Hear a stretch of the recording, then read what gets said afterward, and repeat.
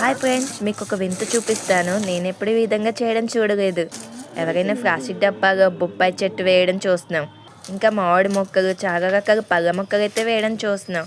కానీ మా డాడీ ఏం వేసారో చూస్తే మీరే ఆశ్చర్యపోతారు. ఈ విధంగా ఎప్పుడు చూడలేదు నేను. మీరు ఎవరైనా ఈ విధంగా చేయడం చూసారా? చూడకపోతే ఇప్పుడు చూడండి. మా డాడీ ప్లాస్టిక్ డబ్బాలో ఇంతకీ ఏం వేసారో మీకు అర్థమైందా?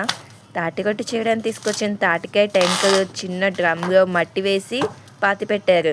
నేనైతే నా చిన్నప్పుడు మా ఖాళీ స్థలంలో నేలలో గొయ్యి తీసి టెంకలు కప్పెట్టడం చూశాను. ఇప్పుడైతే ప్లేస్ లేకపోవడం వలన డాడీకి టెంకలు పాడేయడం ఇష్టం లేక అందుకని ఈ డ్రమ్లో ఈ విధంగా మట్టి ఇంకా పిడకలు వేసి టెంకలు కప్పిపెట్టారు. ఆ మట్టిలో చూడండి ఎంత పెద్ద వానపాములు ఉన్నాయో. అవి చూసి మా పిల్లలైతే చాలా భయపడ్డారు.